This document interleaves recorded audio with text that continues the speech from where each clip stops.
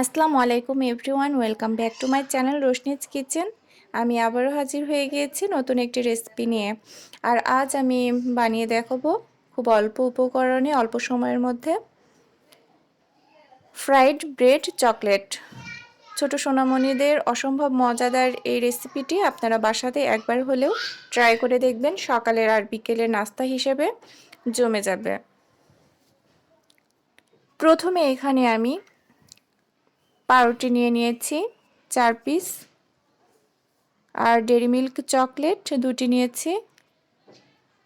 একটি পাউরুটি নিয়ে এর ওপরে চকলেটের মাঝ থেকে ভেঙে দিতে হবে, দিয়ে পাউরুটির ওপরে দিয়ে দিচ্ছি, আর ওপরে আরেকটি পাউরুটি দিয়ে দেব। এবার নিয়ে নিচ্ছি স্টিলের বাটির সাহায্যে আমি কেটে নিচ্ছি একটু বড় করে। আপনারা চাইলে গ্লাস দিয়েও এটি ছোটোভাবে কেটে নিতে পারেন। আমি সাইডের কালো অংশটুকু ফেলে দিচ্ছি, আমি একটু সাইজে বড় করে রেখেছি। এবার নিয়ে নেব একটি বাটির মধ্যে দিয়ে দিচ্ছি 2 চামচ চিনি, আর সামান্য পরিমাণ পানি দিয়ে চিনিটা গলিয়ে নেব। যখন চিনিটা মিক্সড হয়ে যাবে তখন আমি একটি পাউরুটি ভালোভাবে সাইডে দিয়ে দিতে হবে। এবার ভালোভাবে সিল করে নিতে হবে যেন ভাজার সময় এটি খুলে না যায়। এবার অপর 2টি পাউরুটিও একইভাবে মাঝে চকলেট দিয়ে আমি তৈরি করে নিয়েছি। এবার নিয়ে নিচ্ছি একটি বাটির মধ্যে নিয়েছি একটি ডিমটা ভালোভাবে ফাটিয়ে নিতে হবে। একটি কাঁটা চামচের সাহায্যে আমি এই পাউরুটিটা উল্টিয়ে নেব। খুব সাবধানে উল্টিয়ে নিতে হবে।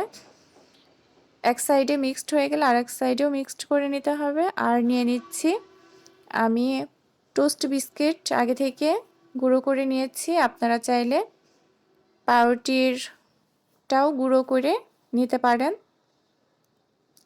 এক সাইডে হয়ে গেলে আমি কাঁটা চামচের সাহায্যে উল্টিয়ে অপর সাইডটাও একইভাবে তৈরি করে নিচ্ছি। এবার গ্যাসটা অন করে দিয়ে 2 কাপ তেল দিয়ে তেলটা যখন ফুটে উঠবে তখন আমি এর মধ্যে ছেড়ে দিয়েছি।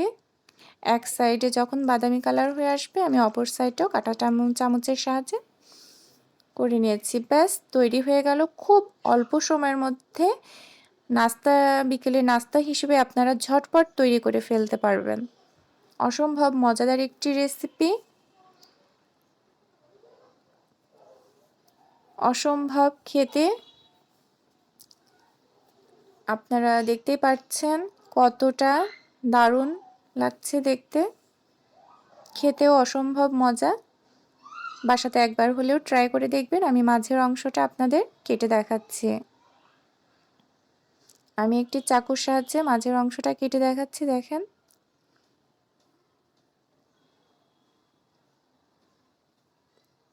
ভেতরটা অসম্ভব মজা।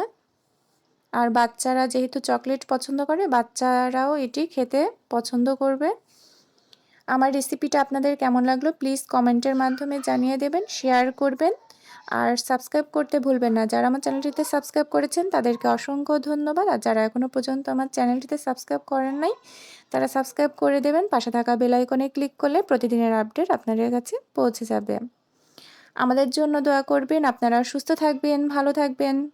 আবারও দেখা হবে পরবর্তী কোনো রেসিপি নিয়ে।